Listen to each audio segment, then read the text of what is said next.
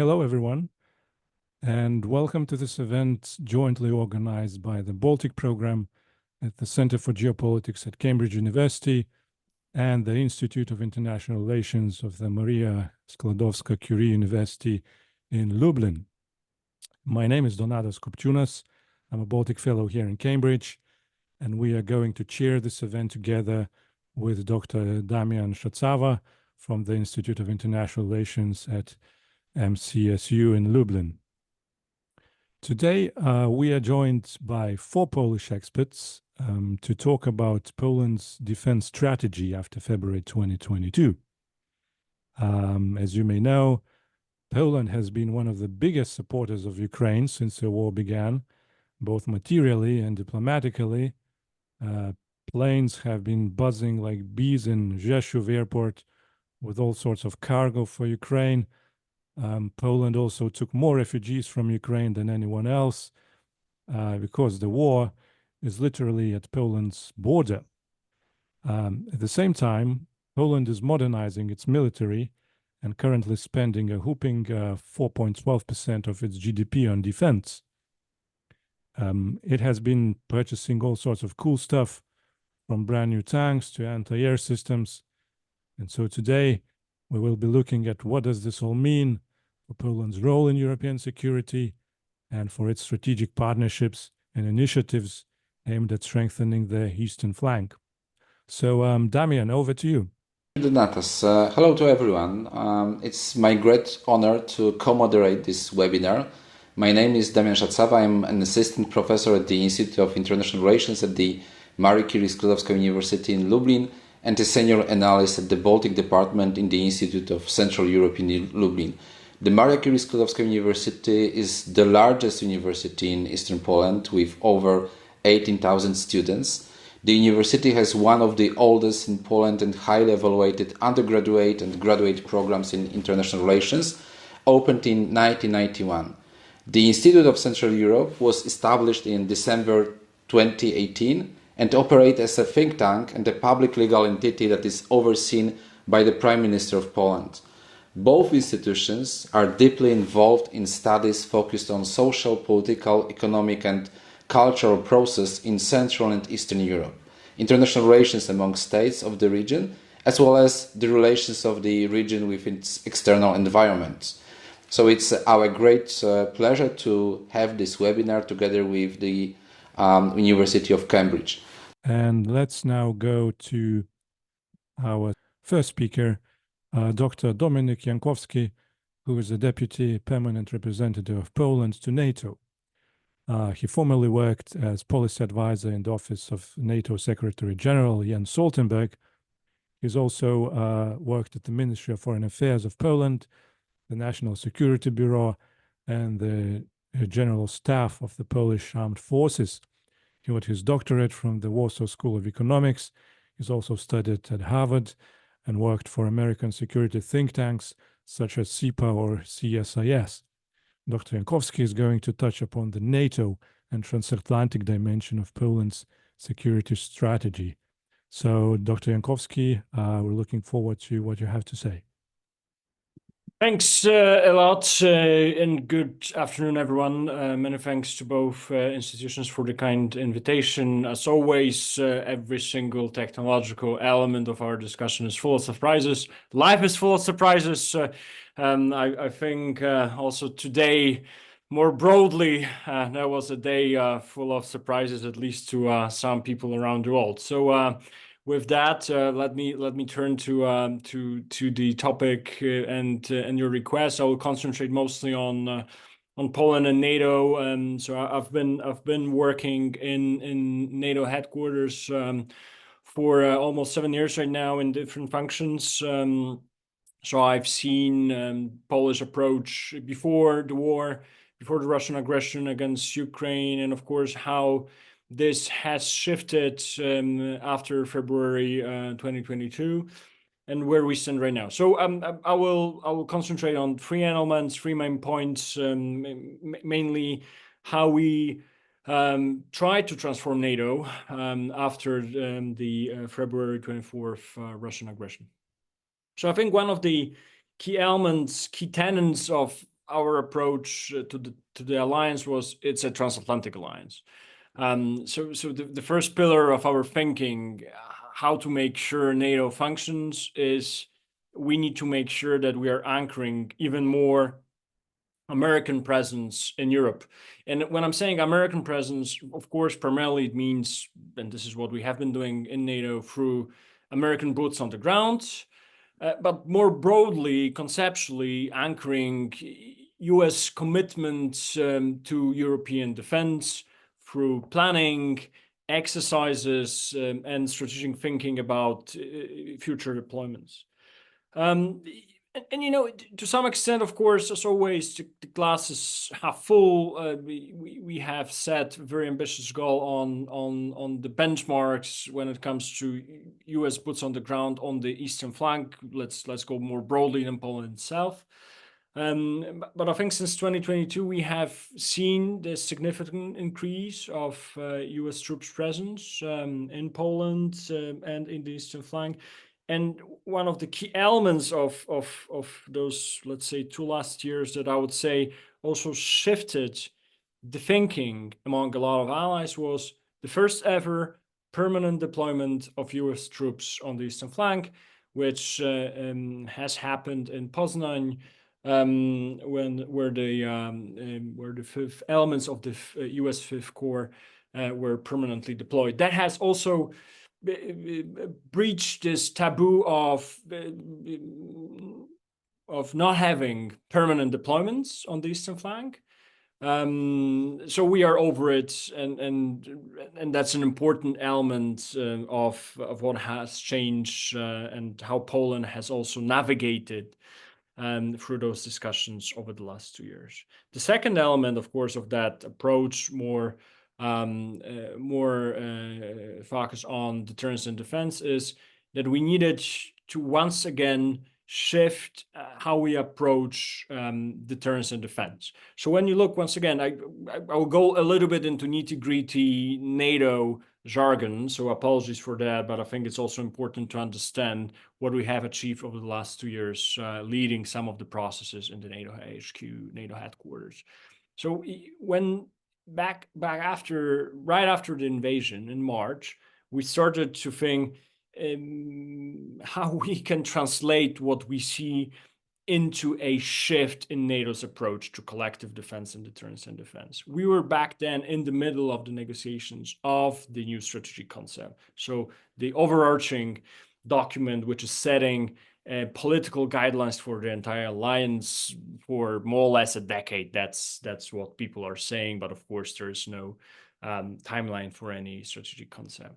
So when we started, the level of ambition was not satisfactory. I must admit that in the first draft of the NATO strategic concept, the deterrence and defense angle of our response to the war was absolutely not matching the reality on the ground. So through the negotiations, we have managed to re-establish some fundamental basic premises on which NATO currently operates. First of all, for defense. So the concept of basically deploying troops to the flanks and making them combat ready. So basically able to defend from day one was put as a political guidance for all allies, and then has been done with the Polish, but also with the Baltic states leadership. The second element was reintroduction of the concept of deterrence by denial. So basically that, of course, very closely links to the issue of forward defense. So we reestablished, came back to a concept which was a grounding document, a grounding parameter of how NATO functioned during the Cold War. That was the political guidance which needed to be translated into concrete action or concrete implementation by the military authorities, which has been done 1 year later at the NATO summit in Vilnius in 2023, where we have agreed a new family of plans, which, if I may use that terminology, resemble the planning concepts from the Cold War. And those are the elements that are implementing those more political guidance of deterrence by denial and forward defense. But all in all, of course, that's more of a strategic approach to what we wanted to achieve in NATO. And then, of course, we needed to focus on capabilities, a lot of capabilities, and we can talk about that later on. Poland decided to donate at the beginning of the war, March, April, May 2022, a lot of capabilities to Ukraine to support their fight against Russian aggression. And at the same time, we realized very soon that in order to meet the level of ambition set out in the plans that I've just described and agreed in Vilnius, we needed to fundamentally scale up our own acquisition. And my understanding is that my colleague Maria Curie-Skłodowska will talk about that later on. The third big premise of what we wanted to achieve in NATO when it comes to shifting the parameters of how we operate was also changing the parameters of NATO relationship with Russia. Probably the most difficult and most controversial element in terms of where we stood in 2022 and how we moved forward. The relationship, was based on certain parameters, NATO-Russia Founding Act, and NATO-Russia Council as an implementation of that. The NATO-Russia Founding Act was basically a political declaration signed between NATO and Russia, which established zone of special, let me call it zone of secondary class members, in which the limitations, including, for example, CFE treaty limitations, were introduced. So we've pushed very hard to make sure that those limitations do not apply in how we are scaling up the deterrence and defense posture on NATO's eastern flank. And currently, 2 years later, we are starting our work to establish a new NATO policy towards Russia. So those three pillars were kind of overarching our approach to how we want to change the deterrence and defense posture and how we want to boost NATO. And of course, a separate element of that equation was support to Ukraine and how we use NATO as a platform to boost some of the practical support that allies were providing to Ukraine. That was not easy. In all frankness, some allies were opposing to use NATO as a coordination platform for support. This is why the framework for coordinating military support to Ukraine was established outside of the NATO structures. So a special group, UDCG, was formed. But if you looked very closely where we stand right now after those 2 years, and when you look at the decisions at the Washington summit, which happened in July 2024, and that's also through our approach and through Polish negotiations, we put back NATO in the middle of that equation of how we are going to support Ukraine. So basically, we have decided to establish a NATO support mission to Ukraine, part of which is based in Poland, in the Rzeszów-Jasionka hub. We have also decided to agree on a financial pledge for Ukraine, where allies contribute financially to the long-term military support to Ukraine. And we have also decided to establish in Poland a first ever joint institution between NATO and Ukraine, which is going to look at lessons learned that Ukrainians are drawing from that war and try to implement and translate them into our own operations, doctrines, and strategic documents. So all in all, our portrait more or less how we use the NATO platform to boost our deterrence and defense posture, our cooperation with the US, and change our relationship with Russia, but also how we successfully, after 2 years, came back to putting NATO back in the equation of making sure that the support, military support for Ukraine is coordinated in a transparent manner by all allies. Over to you, Dennis. Thank you so much, Dominic. Okay, so let me introduce our next speaker, Professor Monika Sus. She is a professor of the Polish Academy of Sciences and adjunct and fellow at the Hertie School in Berlin and fellow at the Robert Schuman Center of Advanced Studies at the and a member of Team Europe Direct Poland. She is a graduate of the University of Wrocław. She is a principal investigator or a work package leader in numerous international research projects.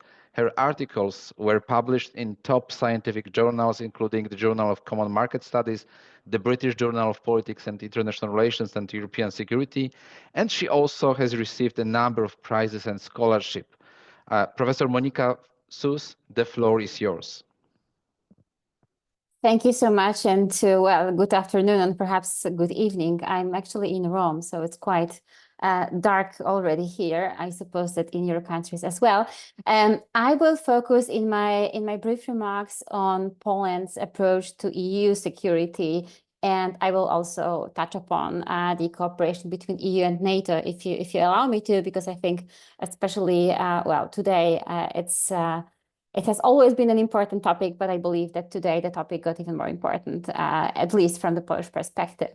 So I will follow Dominic's approach and focus on 3 points. All good things are free, as we all know.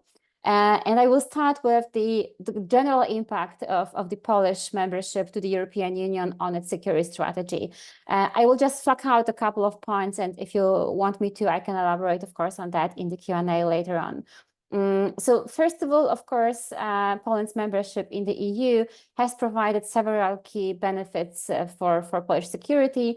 And just to elaborate or list a couple of them, it has enhanced the geopolitical standing of Poland because, you know, as a member, first, of course, joining NATO, but then joining the EU, Poland was officially the member of Western alliances, and that was quite important for the Polish perspective. Not only the membership in NATO, that was absolutely well crucial and absolutely life important, but also in the EU as an organization that provided access to several and very different security and defense instruments at that time already. So the standing was important. Poland could play a more active role also by shaping EU foreign and security policy. And at this point, it also, I think, well, it's important to mention that from the very beginning, even before the full membership, Poland was already engaged in several instances of EU foreign and security policy. It also gave Poland access to security instruments that the EU has at its disposal. And here, let me just mention perhaps one to start off. That's the missions and operations within common security and defense policy. And also, as I mentioned before, even before 2024, as Poland joined the EU, Poland already participated in several missions within CSDP in different countries of the world. And that was important well, for Poland, for the perspective that we joined the EU already being in NATO, and we could kind of, you know, prove that we are a reliable ally and on the way to become security provider, which is interestingly also the topic of our meeting today. And of course, it could also, it bolstered Poland's capabilities and contributed overall to strengthening the missions and CSDP in general. And then, of course, it also increased the possibility for Poland to basically apply for funding at the European level. I think that there are definitely better people here in the Zoom room that could elaborate on how Poland actually did in terms of, you know, using funds, for example, from the European Defence Fund. Definitely Poland could do better on this front. But nonetheless, Poland from the very beginning tried to basically make use of these instruments at the EU level, has also been actively engaged in several PESCO projects of the Permanent Structured Cooperation. And the last, perhaps, example here is the European Peace Facility, so an instrument, an off-budget instrument of the European Union that Poland also was a big supporter of, because it could reimburse Polish expenses that were basically fallen because of Poland's military support to Ukraine. So in all these instances, Poland was an active member, definitely. And if we zoom in on the second point, namely the attitude towards CSDP as such, so Common Security and Defense Policy, I mentioned already Polish participation in missions and operations. And of course, because of, you know, the Russian threat that was from the very beginning, after the end of the Cold War, something that defined the broader Polish security and defense strategy. Poland was more focused on the eastern part, on the eastern neighborhood of the European Union, and started several initiatives that were aimed at stabilizing and providing security for the eastern neighbors of the European Union. After the full-scale invasion in 2022, Poland was one of the few countries actually that wanted to very quickly to launch EU military assistance mission in support of Ukraine. And after some institutional struggles, the mission has been launched, and Poland is one of the countries where Ukrainian soldiers are actively trained. And this also shows how important Poland became to some extent as you know, as a member and as an active promoter of CSDP, especially directed towards the eastern flank, of course, not only, but this is, of course, the focus that Poland has for the reasons that I mentioned. And moving on to the third point, so EU and NATO cooperation. Well, I think that Dominic laid a very good background for that by saying that, of course, there is an absolute primacy of NATO from the Polish perspective, and every initiative that the EU has started in terms of securing defense has to be and always had to be complementary to NATO. And this is the absolute, the utter importance from the Polish perspective for obvious reasons. Again, I don't think I have to elaborate on that here, but of course, it leads to a situation where Poland, on the one hand, as I just elaborated, wants to be an active player at the European Union, but only as far as this is not, cutting into the competences that NATO has. And as we know, both organizations have been intensively developing their competences over the last couple of years. And of course, there are areas that are cross-cutting. And in these areas, for example, in hybrid security or countering hybrid threats or resilience, Poland has always put lots of attention that there's a close cooperation between both organizations in order not to undermine NATO operations in this field. And Poland was also very actively engaged in negotiation of the EU-NATO joint declarations. We now have 3 of them. So there is definitely a framework for both organizations to work with. And again, this is definitely something that Poland, I could assume, would like to continue, especially now with to becoming a new president in the United States. And if you just perhaps allow me to finish us off on 2 remarks. So first of all, I believe that we will talk about Polish defense budget that has been increasing over the last couple of years in a constant manner, and now, of course, since the full-scale invasion, even a dramatic increase, we can actually say, had happened.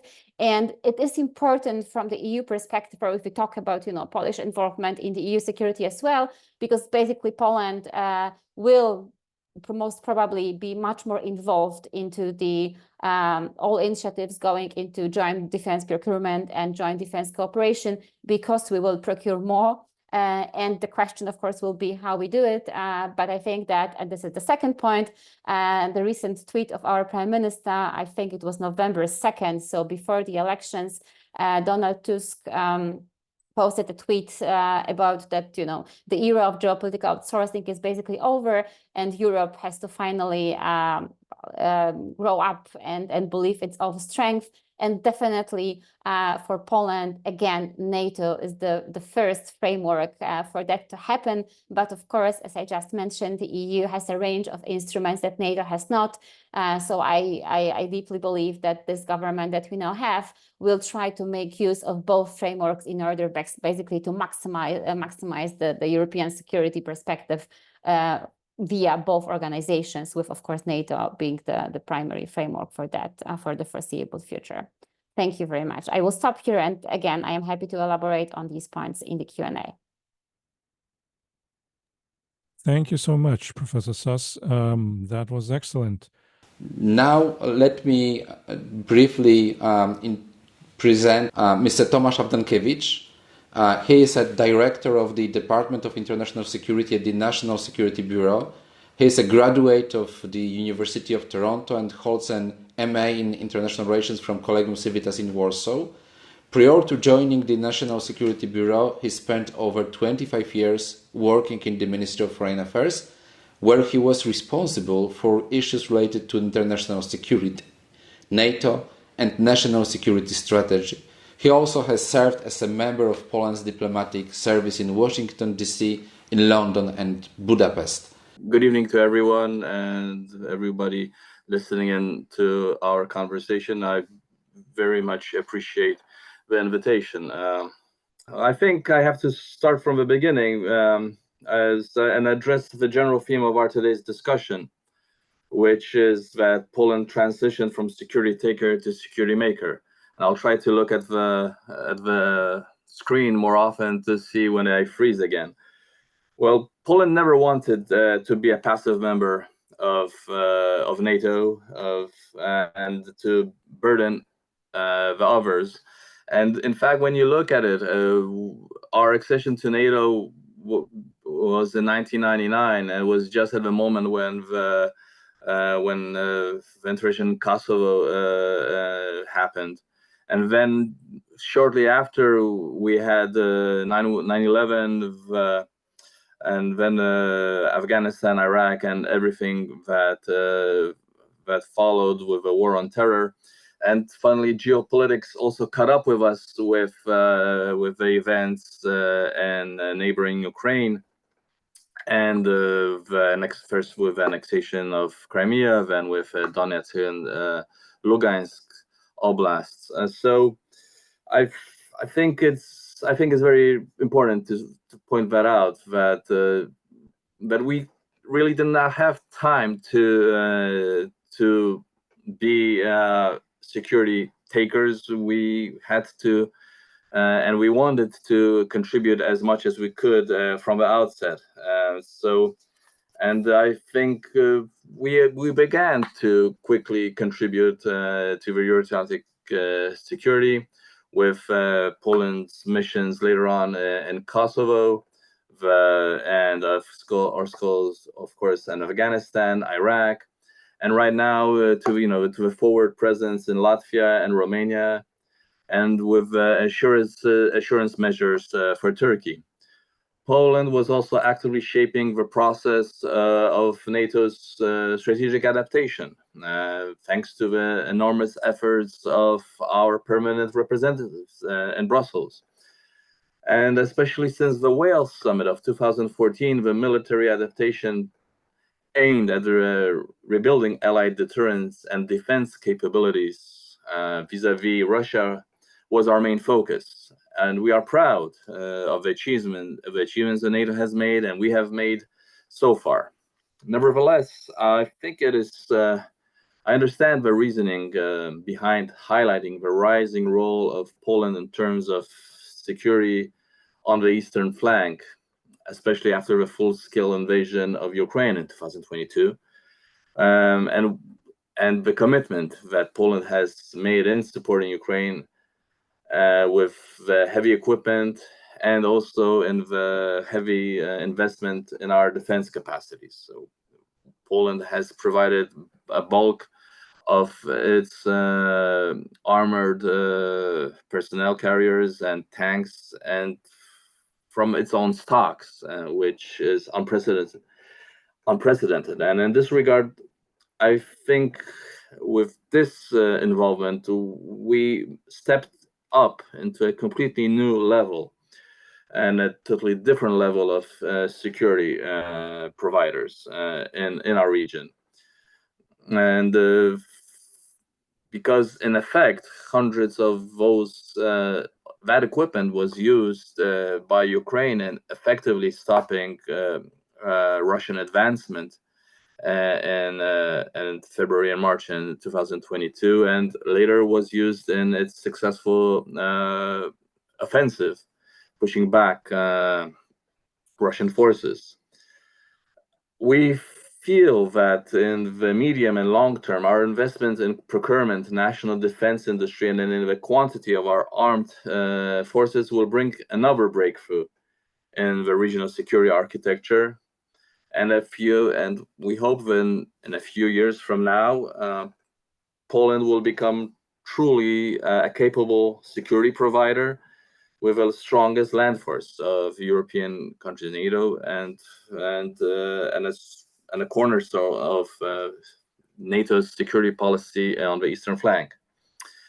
Now, I was also asked to touch upon the recommendations that we have made to the national security strategy. Just wanted to point out first that our previous national security strategy was in 2020.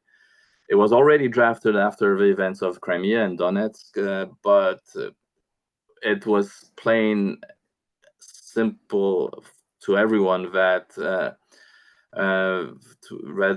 we have to make strides to update it. Hence, the recommendations which were handed over to the government early the first half of this year.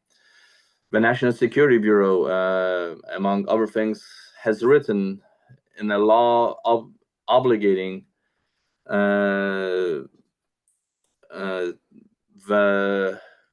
the drafting of the recommendations for the national security strategy. And that's what has happened this year. The document was sent to the government, and we hope that it will be the basis of the new strategy, although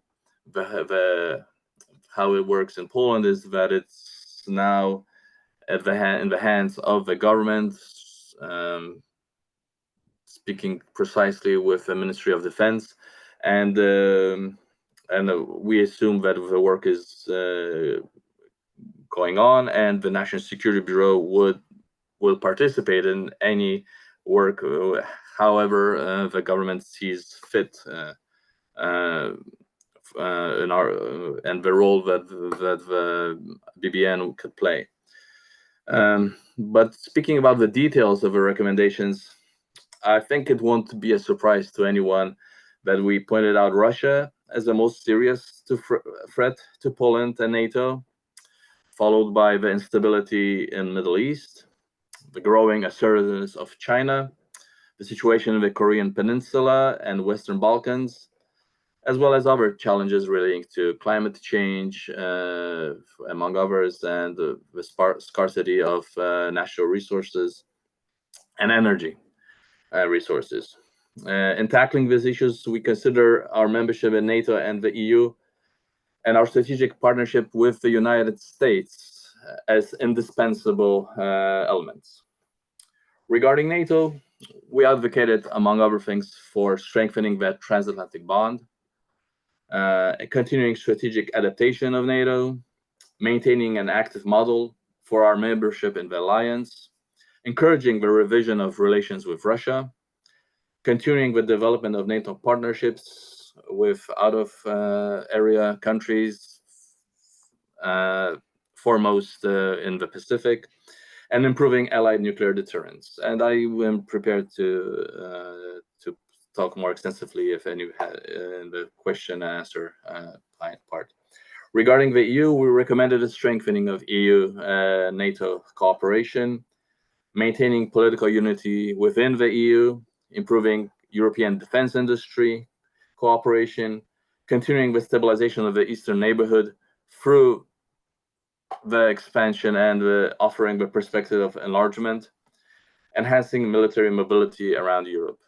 And I think what is also important to note here is that EU can play a very important role in civil defense, something which NATO is not well suited for, but we feel that the EU is much well prepared and has a better starting point in doing that.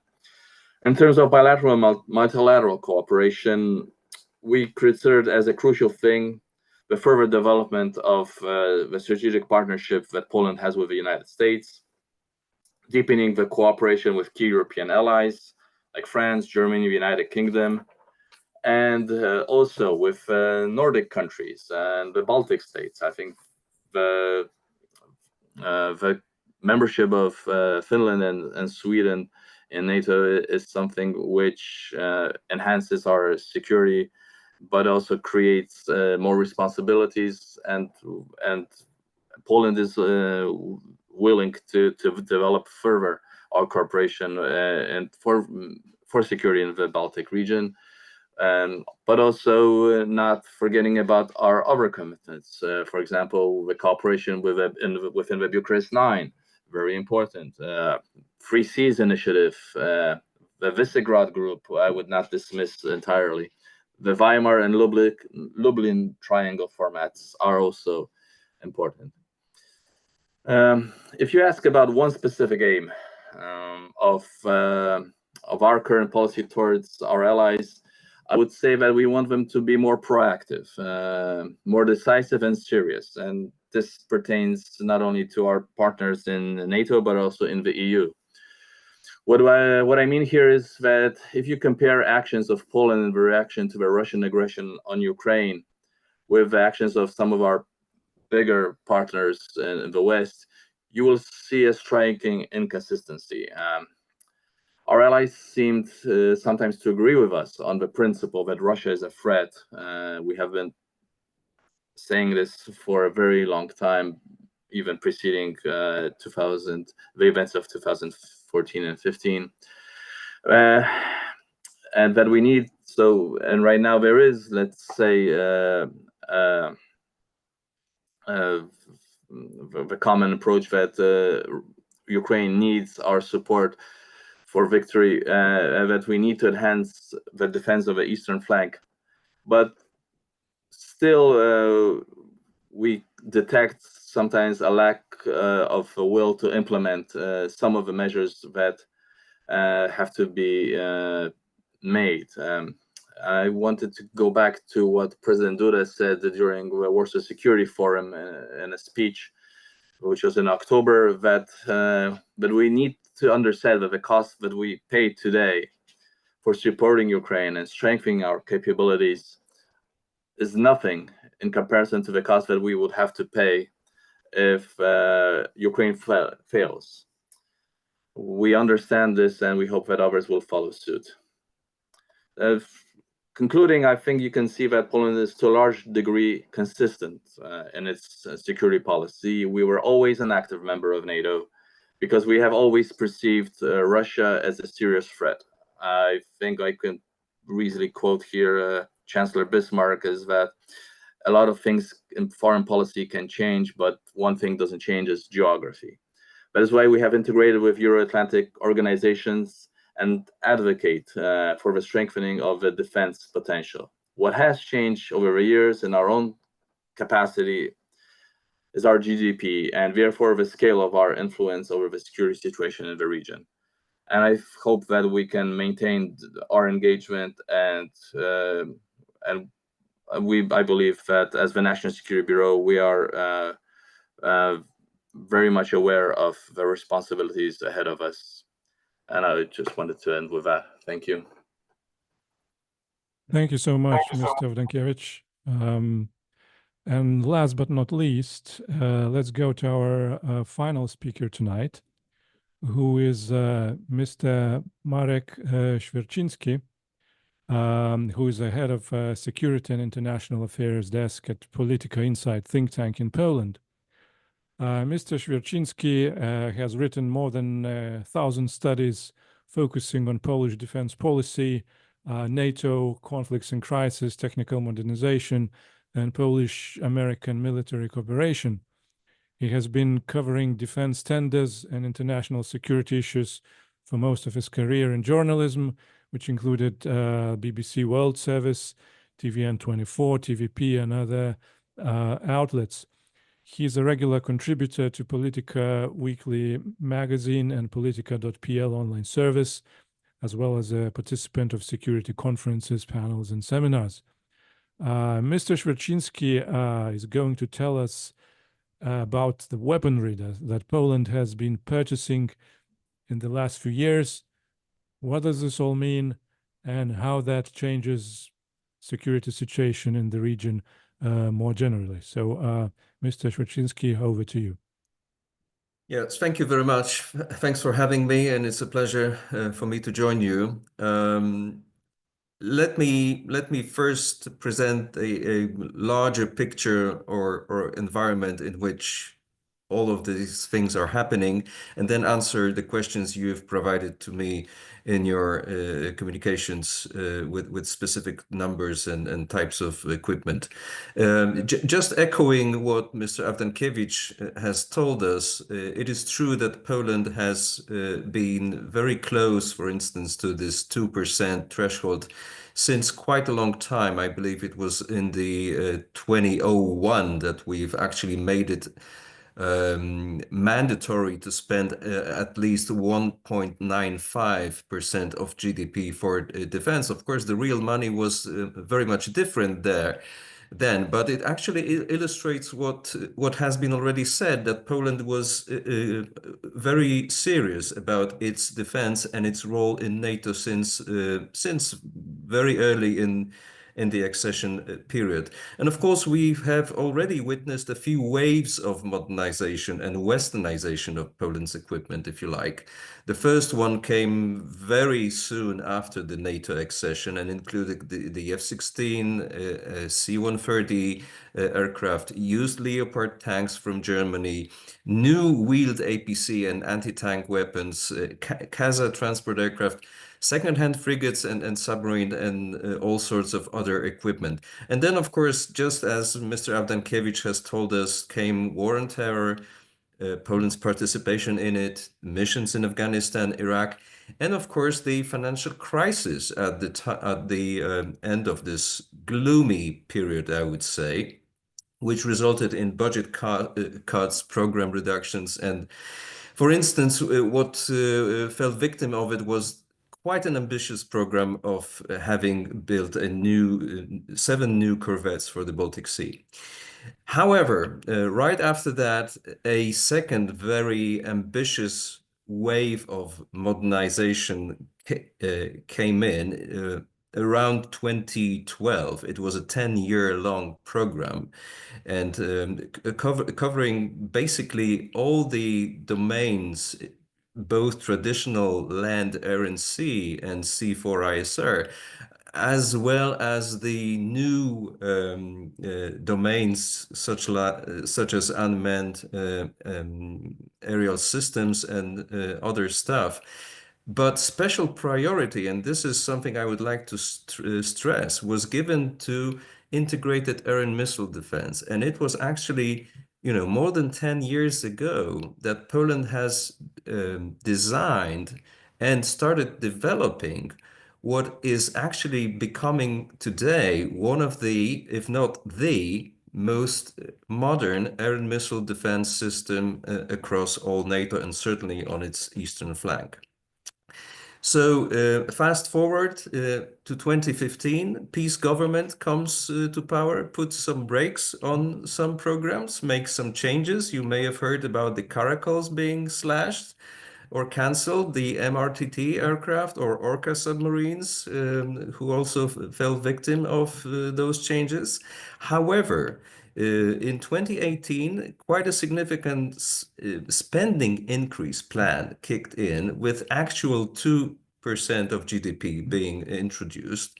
And with economy, which was actually regaining track, having added its punch, the real money was getting really, really significant. So the the peace government policy was actually two-tracked at that time. First of all, they wanted to buy American, also with the idea to lure the American presence, the boots on the ground here to Poland. So, Patriot Systems 2018, the initial batch. HIMARS system again 2019, for the first batch of it. F-35s 2020, and one of the first of the largest purchases came in 2021 when Poland decided to buy 250 newly built Abrams tanks. The other track, however, was to purchase Polish/cooperative projects. And by far the largest program of those is the SHORAD, short-range air and missile defense program called NAREW, made by the Polish industry with cooperation with MBDA UK. Some other projects are the Miecznik air and missile defense frigates, again with the British industry Babcock, Polish-made Crab howitzers, Borsuk, new generation infantry fighting vehicles, and actually 1,400 of them are planned to be purchased. New generations mortars, helicopters of all sorts from Leonardo and Lockheed Martin, partly made in Poland actually. Somewhat exotic, but quite popular at the time, TB2 drones from Turkey. And also Polish-made drones, because, interestingly, maybe for your audience as well, Poland has quite a significant drone industry itself. And then the last wave, of which you may have heard as, those massive buys, especially because, it was only at that time that Western press has given some more interest or scrutiny to the Polish defense modernization. So having actually transferred a lot, and really in the hundreds of pieces of equipment, both in terms of truck and armored vehicles as well as artillery to Ukraine, Poland has made very significant announcements about these Korean purchases. The Korean package is really massive. I would just tell you that, in terms of K2 tanks, it is about 1,000 of them. In terms of the K9 howitzers, it is 700, nearly 700. In terms of K239 missile launchers, it is nearly 300 of them. And actually, on top of that, it's 48, so 3 squadrons of FA-50 light attack aircraft. But Korean packages is not the only of those huge announcements. You may have heard also about 500 HIMARS launchers, the idea to buy them, not yet implemented in terms of the contract. You may have heard about 96 Apaches, the deal done already, signed by this new government of Donald Tusk. And also second-hand Abrams tanks, which we have acquired after the US Marines have actually disbanded their tank units. So, to your specific questions, what has been already purchased of the mainland equipment? And forgive me, I'll be very superficial because we would probably need a 10-hour, not a 10-minute, entry to discuss all of it. So, of the 1,000 K2 tanks announced, only 180 have been purchased because there are some problems with industrial cooperations with the production of them. 366 Abrams tanks, all 16 fire units of Patriot anti-missile system, that is 64 launchers. Only 20 HIMARS, but hundreds are actually on the horizon, and what I'm hearing is that by the end of the year 120 will be purchased. more than 200 Korean Chunmoo launchers, more than 200 K2 howitzers. And I could go on and on. This really goes into hundreds of pieces of equipment, not all of them yet under the contract, but slowly but steadily arriving. So as of today, we have received all the 116 used Abrams tanks, that is 2 battalions of them, around 50 K2 tanks, more than 50 K9 howitzers, probably around 40 K293 launchers. So these are those Chunmoo Korean launchers, and 12 FA-50 aircraft. But this equipment is mainly in the gap filler version yet. The second stage or second step in for instance, the Korean package is to have the equipment co-produced or with Polish components. We call it polonization here. And of course, you know, the Polish equipment is acquired, you know, on a steady basis, but much of it, for instance, in terms of the Krab howitzers, it also went to Ukraine. How does it change Poland's military capabilities? Incredibly, if I will use one word, especially in rocket and tube artillery, air and missile defense, and 5th generation aircraft. This is something we didn't have in that quantity, and certainly we didn't have in that capability, especially in terms of deep strike. The ATACMS, which come both with the HIMARS and also they have their Korean versions, is something that we didn't have for 20 years since we've got rid of the Russian Tochka and other missile systems. So this is going really to be a breakthrough. The other thing is that around this system, there's going to be something like reconnaissance strike complex, which is really going to be network centric and quite modern. I mean, linking all the sensors with all the shooters as the final goal of it. Other breakthrough will be a heavy division based on the US Army penetrating division model with Abrams tanks, with Apache helicopters, with HIMARS, as a division artillery. And so on and so on. Just to mention the satellites, early warning aircraft, aerostats, and drones with the C4 ISR integrated systems. What purchases or what tenders still need to be concluded? Well, they are not quite tenders because the Polish MOD tends to pick and choose the partners and negotiate deals, one by one. This is not all of them are quite competitive, and this is something which is probably a failure of this system because it lacks some transparency. But what is coming up, as I'm hearing, I've mentioned about the HIMARS in large numbers, Orca submarines, another big deal on the horizon, MQ-9Bs, so the reconnaissance and armed drones, the Borsuk IFVs, the infantry fighting vehicles, maybe some more fighter aircraft. Actually, the Polish the Air Force is considering buying 2 more squadrons, that is 32 aircraft, and there is a competition between F-15EX and Eurofighter Tranche 5. And the follow-on deals on the Korean package, that is for tanks, support vehicles, and artillery.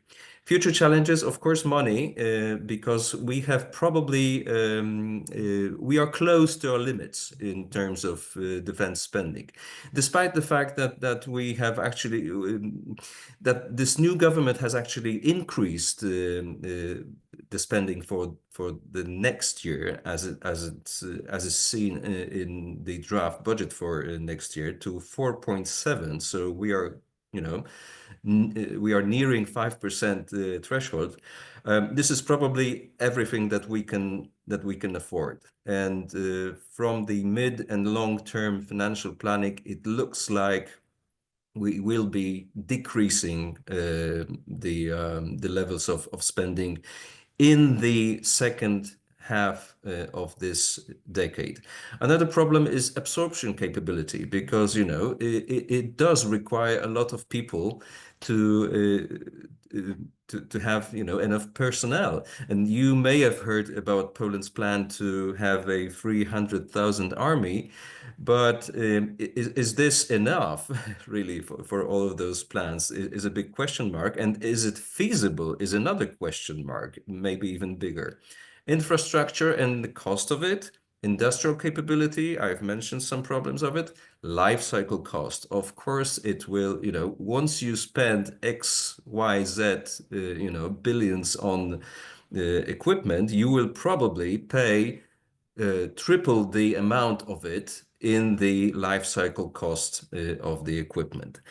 How other countries in the region perceive what Poland is doing? Well, as signaled in the title of the seminar, and I agree with it totally, Poland sees itself as a security provider, maybe beyond its border for the southeastern Baltic Sea area. It sees itself as a guardian of the Kaliningrad Oblast and Suwalki Gap, as well as the bulwark on the Belarus frontier, which historically has always been Russia's corridor to the west. And with that, thank you very much. Thank you so much, Marek. That was truly excellent. All right, question and answer time now. I'm sure our audience, and I can see already that we've got a few questions. I'm sure Damian has also a few questions, but I'll abuse my position as a chair and ask the first one. So, is this defense spending sustainable? 4+%, let's say, in the next 5 to 10 years, because it's kind of easy when Ukraine is on the news all the time, but when that sort of thing subsides, if there is some sort of frozen conflict, is this sustainable? And is it sustainable more generally?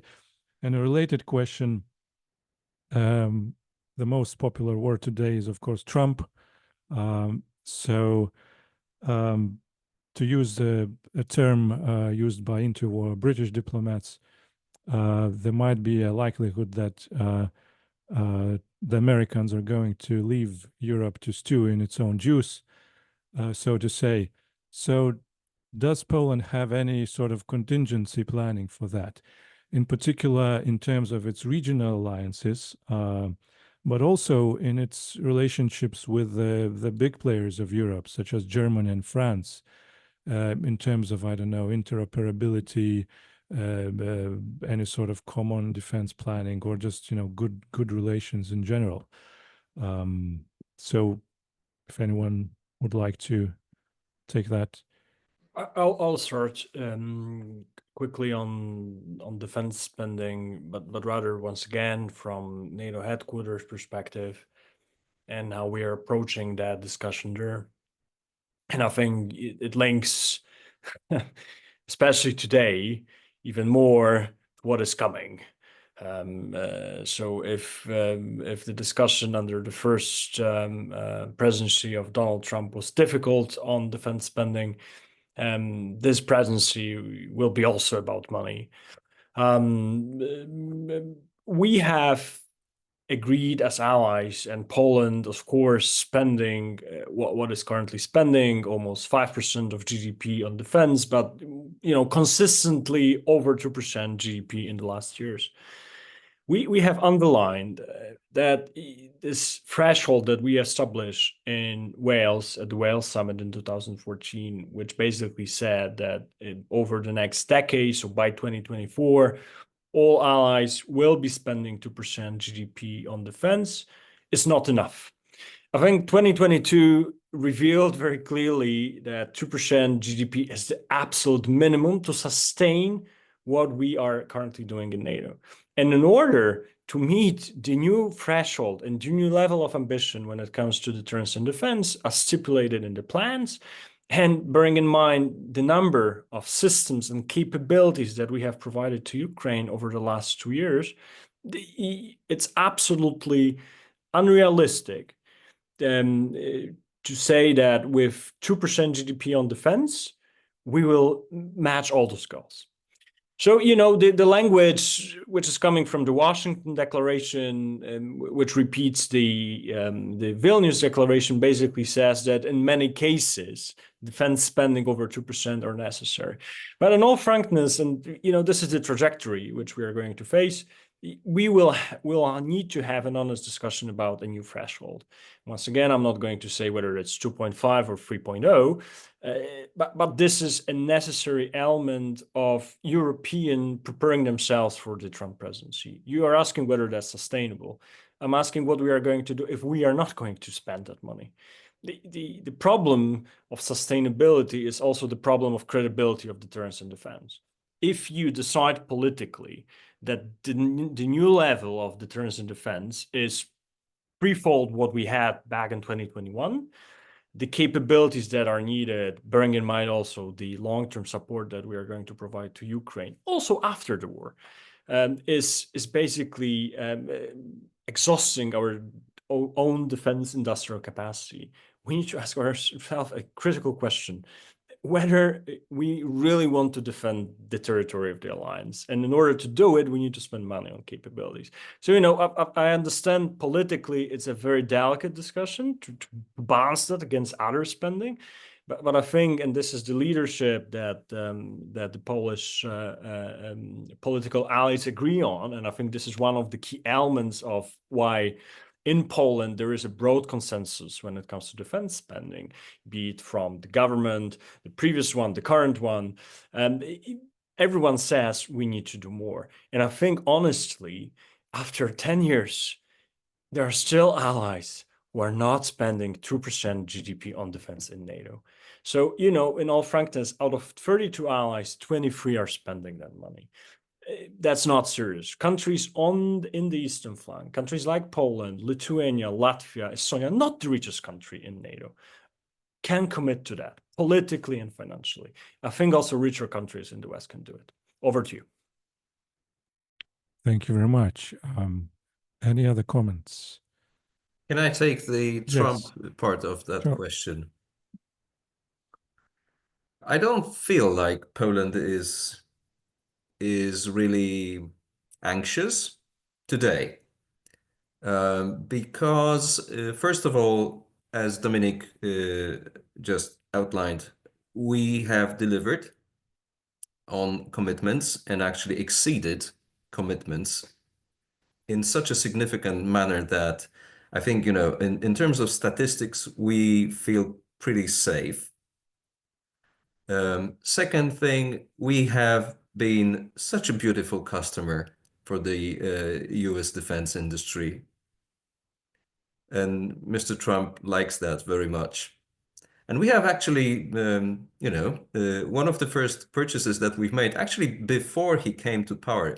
But then, there was this meeting between Mr. Trump and Polish President Andrzej Duda when an F-35 aircraft was hovering above the White House. And I guess this is something that both Mr. Duda and Mr. Trump remember today as well. And of course, we have invested in the US defense, procurements, enormous amounts of money. And we have signed under, I believe it was still under Trump presidency, we have signed a long-term agreement between Poland and the United States to host no less but, around 35,000 of US troops. That is, a heavy US core with all enablers. And we have invested a lot of money already. And to the degree that it is actually after what is invested by South Korea, I believe, it is the only thing that appears at all in the NDAA language in the US defense spending bills. So all in all, I guess we have demonstrated commitment and ability to spend and to invest. The only thing that worries me is that we may feel safe in bilateral terms, but if there is any drastic move to reduce the US overall commitment to NATO, or to reduce significant presence in Europe, which will impact in that way or the other any defense operation capabilities in the eastern flank, this may be quite worrying for us. Thank you, Marek. Any other comments? Yes, if I could join in, thank you for comments of both Dominic and Marek. I think it is very important to take note that when talking about EU defense spending, there is still much to be done, and when you compare the the budget of EU countries and that of the budget of United States, it still is a small fraction of it. It's 1/3, I think, right now. Even if you count in Canada, it doesn't change a lot. And fortunately, vis-a-vis Russia, it looks a bit better, even with increased spending. But the problem that Europe is facing is that its military industry complex is fragmented. You have the interests of French, German, Spanish, Italian companies, and vying for contracts, and it also came up with a question here of one of our listeners, Darius Schlies, when he asked about the joint EU procurement program and the preferences for purchasing EU-made equipment. Well, it's precisely because there is no EU equipment available right now that Poland is looking into other markets to fill in the gap caused by the donations to Ukraine. And hence you have contracts with Korea, where the waiting times for the delivery of either the tank systems or the missile systems or other equipment is much shorter than if you would talk with Rheinmetall or with the Naval Group or with ThyssenKrupp, whatever. It's uncomparable. So I think the EU has a lot to do here, and you can also see it in the question of ammunition production. I mean, a lot has been made in the last year. With the Czech initiative also helped a lot in this respect, but still we are lagging behind, and the recent ASAP regulation has shown that there's still room for improvement. And when you look at EU's legislative solutions presenting more sustainable approach that would include small and medium enterprises and the participation in some of the financial instruments, that would be helpful. So there is a lot to be done, and we cannot be always looking over our shoulder and to see what United States will be doing. Yes, I agree with wholeheartedly that we cannot dismiss the American presence, and I think that if we develop these programs and we think of a way to overcome the differences between various countries in terms also of the approach towards ownership of patents relating to equipment. How do you solve that problem? And the interest of all of the manufacturers, we could be a net contributor to security in NATO, but we have to think of 2% spending as the minimum. That is why President Duda has advocated so for some time now for NATO to have a 3% spending benchmark. Yeah. So I would like to leave it at that. Thank you. Thank you very much. Monica, would you like to add something, or should we jump? Yes, a quick follow-up, if I may, and then there is a question to me in the chat, so I will answer this as well, if I may, or in the Q&A, sorry. So following up briefly, I mean that Mr. Ivankiewicz is absolutely right that we can do and we should do more as the EU. But of course, I mean, the EU can only do as much as the member states allow it to do, right? So it's actually on the member states to not only to raise the defense spending, but also to implement regulations that would actually incentivize joint procurement. But on that note, and perhaps answering the question in the chat or following up on the answer, to my knowledge, there is no final decision on whether equipment bought in non-European countries can be somehow co-financed by the program. So I think the upcoming EU Council presidency of Poland has actually, well, this is the right time to actually argue and lobby for different solutions at the EU level, especially also now with the changes in Washington, and also, which is not I would say it's not unimportant. We have a very positive change, I would say, in London, right? With the government being much more interested in a cooperation with the EU. So I wouldn't exclude, and actually I talked this morning with some representatives of the British Parliament, and they also told me that there can be something like a security treaty between the EU and UK. And this treaty, for example, would then allow to, to include UK, for example, and UK produced weapons into these incentivizing programs at the EU level. So I think the cards are still on the table, but definitely Poland should be one of the countries that should lobby, also for its interests. But long term, and I think this is something that even the Polish government would not agree, and I imagine perhaps also Polish president, we have to strengthen European industrial base. So of course we are buying off shelf now because we need to, to increase our capabilities. But speaking about 20, 30 years forward, we need the European defense industry to become stronger for obvious reasons again. And now if you just allow me to briefly answer the second question on Ukraine, right? So whether the war in Ukraine will have an impact on Poland's integration into the EU. So I think it has already had an impact.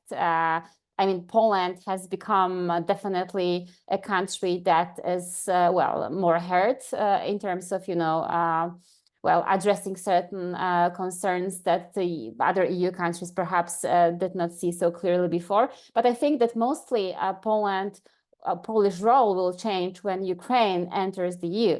And it will have profound consequences for Poland, not only, and I won't elaborate on that because it's not the topic of today, but I think that it will be a true challenge for Poland to adjust to the membership of Ukraine. For example, if we are talking about, the rural policy or agrarian or farmers, basically, and incentives for them, but also it will have an impact on on the interests that are more or less aligned if we're talking about, the whole Eastern and Northern countries within the European Union. So if Ukraine, and when Ukraine, because I deeply believe Ukraine will join the EU in some future time, of course, but it will join the EU, then of course the whole the impact of countries in this part of Europe will be stronger, and by that also, of course, the impact of Poland.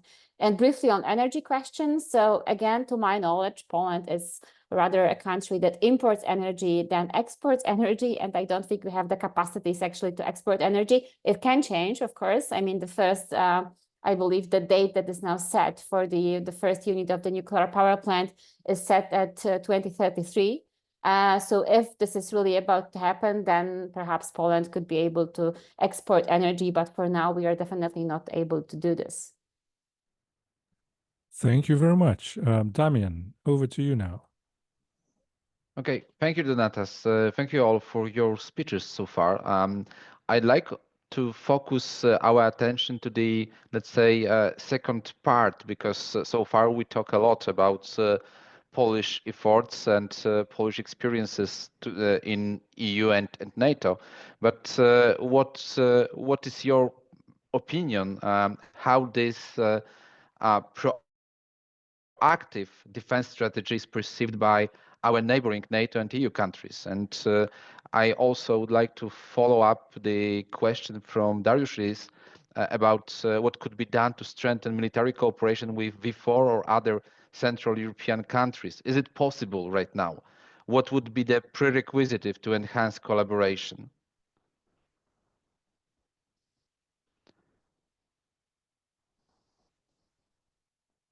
I could address that to some extent. It is, first of all, we have to acknowledge that there is ongoing cooperation between Central European countries. Maybe not necessarily within the Visegrad group, because that is devoted more to other aspects of participant countries' interests in terms of economics, the development of critical infrastructure, communications, and so on and so forth. But if you look at the B9 countries, the cooperation that is going on, the participation of Poland with Romania and France in the NATO formats, also the presence of Polish officers and the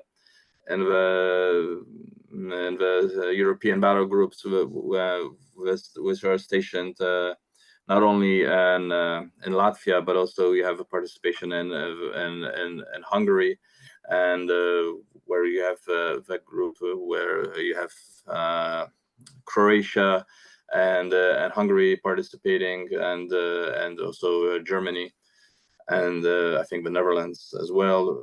And you have, and I mentioned the group with in Romania. So there is cooperation. I think what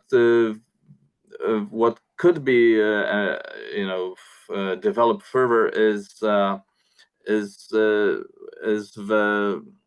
infrastructure projects, the projects that could enhance mobility between our region, like, for example, the Via Carpathia, a very important lifeline, which, when connected with Via Baltica, will create a very important transport corridor linking the Baltic states, Poland, Slovakia, Hungary, Romania, all the way to the coast of Black Sea. That is basically, we're talking about the eastern flank countries, and together with that, the transportation network, also the energy and pipeline networks, the interconnectors between Poland and Slovakia could play an important role. Even the development of river transport systems, enhancing Poland's cooperation with countries that have already have more experience with developing their river waterways for transport, like the Danube countries, like the Rhine countries. It's not exactly, it doesn't come to mind as security cooperation, but it's something that enhances security, because it could be used also for the development of our economic infrastructure, our industry, but also for the movement of troops if needed, and also vital communication and maintaining of vital communication lines, which is important, for example, for the Baltic countries.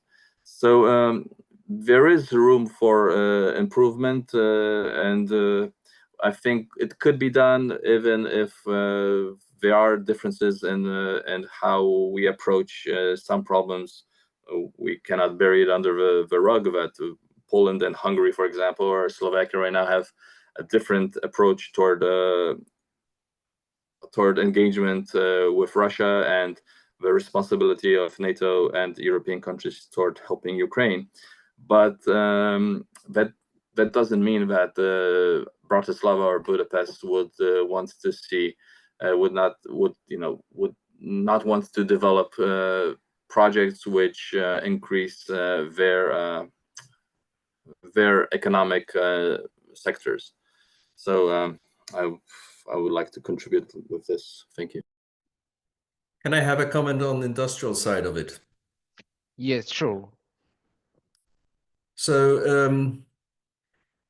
there is if there is a single country of the V4 with which Poland is developing industrial relations today, it is the Czech Republic, actually. And to some degree, Slovakia as well, because, for instance, there is this Czechoslovak group, a private industry entity, both in Czech Republic and in Slovakia, who are very active and very much welcome, actually, on the munitions market, providing not only Poland, but a lot of European countries with a lot of crucial components. Which are so scarce on the market.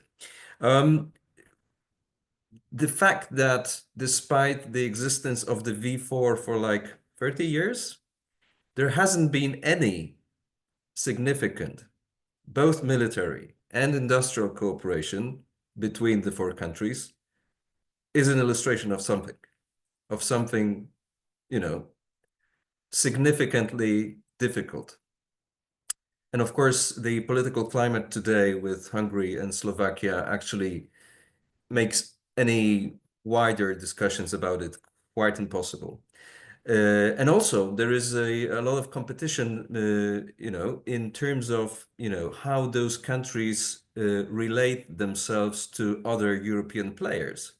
For instance, Hungary is very heavily investing in relations with German industry, which is less warmly welcome in Poland, I would phrase it like that. So I would probably say that if there is if there is any local or regional cooperation that Poland is looking for today, it is rather beyond the Baltic Sea, towards the Scandinavian countries, rather than across the mountains to the south.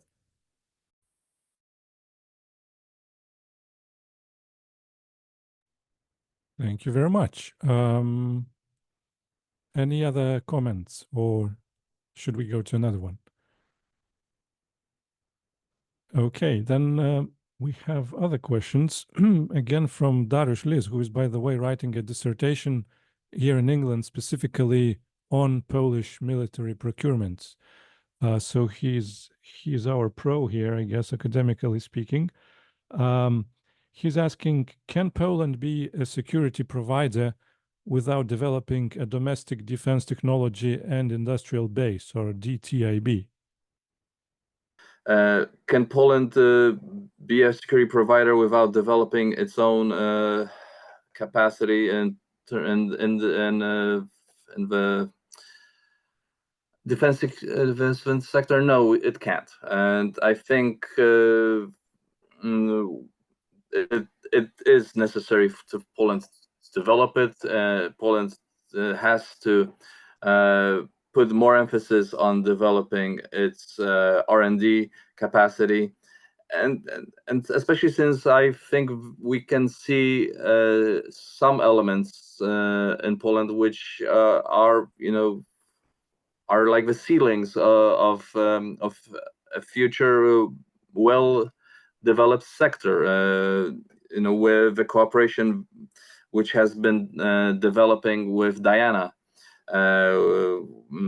since last year, I believe, and recognizes the fact that that in terms of innovation, Poland is a very promising market for partners from other leading countries in NATO, for industry from the UK, from France, from Germany, and but a lot still has to be done, and I think this is one of the elements where the recommendations for a security strategy come into play. Is there is a specific part of it devoted to developing Polish defense and defense industry sector. I advise everyone to have a look at the recommendations. They are available online on the presidential website. If not, I'm sure that it's on the National Security Bureau website. I don't know if it's in English right now, but it's in Polish for sure. And with the current possibilities, it's easy to have it translated. So yeah, I agree. We need to develop a defense industry sector in order to be a security provider. Thank you very much. Any other comments or remarks? Let me quickly follow up on two issues that were said.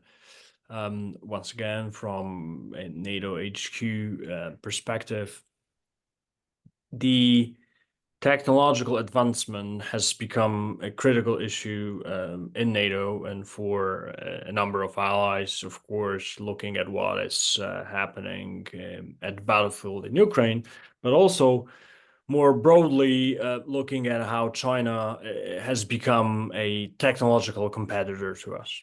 So Mr. Avrankevich mentioned Diana, which is the Defense Industrial Accelerator for North Atlantic, basically our own NATO-led accelerator system. And indeed, Poland is probably one of the leading countries in terms of test centers that were located on our territory. And recently, the decision was made also to establish an accelerator site in Krakow at the AGH University, which is the technical university in Krakow. My point is, additionally, one additional element here is that the NATO Innovation Fund, which is the venture capital element, so the venture capital arm of what we are trying to do when it comes to technological edge, also decided to set up its regional office in Warsaw due to the proximity and to broader startup ecosystem and venture capital ecosystem in the region. My point here is to respond more broadly to the question that Mr. Lees is asking, is industrial base, yes. Defense industrial base, yes.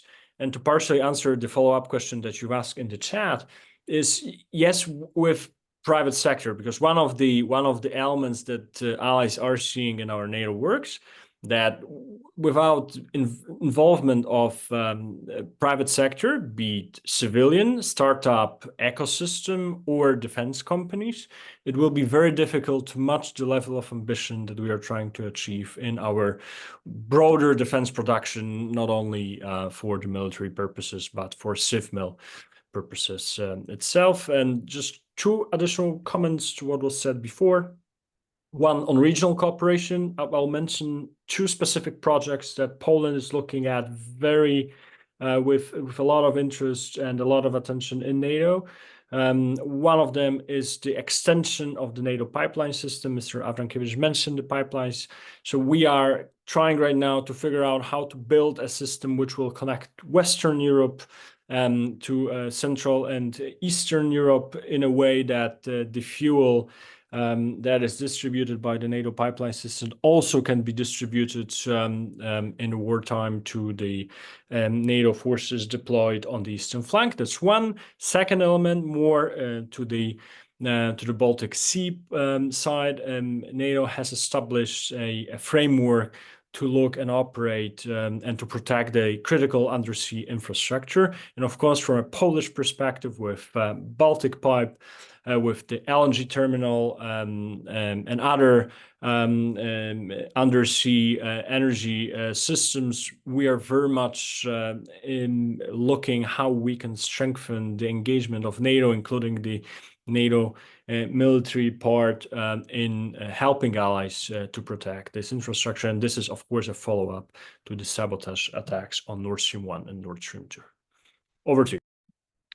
Thank you very much. Damian, do you think we have time for one more question, or should we wrap this up?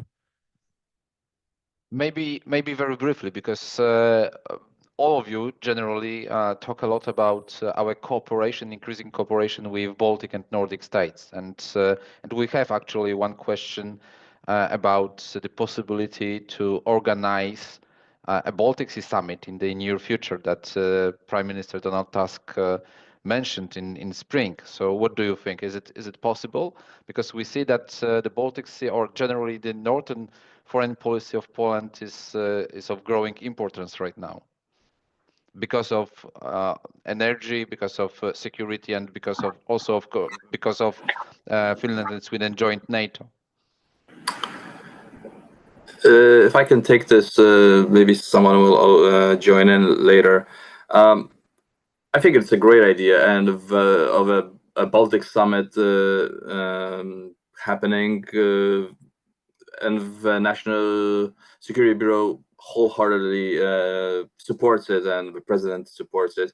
We have been cooperating with Sweden for a long time. I'm singling Sweden out because it has really grown to be one of our most important partners in the Baltic, besides the three Baltic states. And we have hosted last year, I'm sorry, it was this year, a roundtable discussion in Warsaw, where we invited partners from Sweden, from the MOD, MFA, from Mr. Langerholm, the chief security advisor to the prime minister, was also a special visitor. He comes regularly to the Warsaw Security Forum. So it is something which is of very huge significance. It is being carefully developed. We're looking at constantly expanding areas of our cooperation. The security of Baltic infrastructure, not only we're talking about Nord Stream 1 and 2, but we're talking about the telecommunication infrastructure, which has to be protected. We're talking about our wind farms in the Baltic, which need protecting, and how we also have to protect ourselves from below the threshold activities, like the jamming of GPS signals, which has been happening and also around the Baltic area. There is a large area that can be still developed, and the presidential office and the National Security Bureau is working together with the government on anything that can work toward our common security in that area. Yeah, thank you. All right. Damian, would you like to wrap this up really quickly? Thank you all, actually. We see that Russia's aggressive war against Ukraine has fundamentally challenged post-Cold War assumptions about the security and territorial integrity of the Euro-Atlantic area. I would like to once time quote Prime Minister Donald Tusk and his words about the end of the era of geopolitical outsourcing. When I look back at my notes and recall what was said, I agree that we could have talked about it for over 90 minutes. Our wonderful panelists touched on many threats, our relations with NATO and EU multilateral structures. It is worth mentioning that 2024, which is slowly ending, is an anniversary year. We joined NATO 25 years ago and the EU 20 years ago in 2004. Regional structures such as the Bucharest Nine, Weimar Triangle and the Lublin Triangle were also mentioned. Many words about bilateral cooperation with the US and Nordic and Baltic countries were also said, especially because Finland and Sweden joined NATO. And a detailed and precise list of purchases the Polish armed forces made. I have no choice but to conclude with a brief statement that this webinar is a good start to a broader conversation on the changing role of Poland and the progressive modernization of the Polish army. I would like also to add that NATO's initial response signaled a commitment to strengthening deterrence and defense, so we achieved what we wanted. However, how far our efforts to become a security provider in the region will be sufficient to ensure peace in Europe remains an open question. Let me finish with a personal opinion. I treat this process to shift Poland's role in European security from being primarily a security consumer to taking on a more proactive and assertive stance in a similar way like preparation to run in a mountains ultramarathon.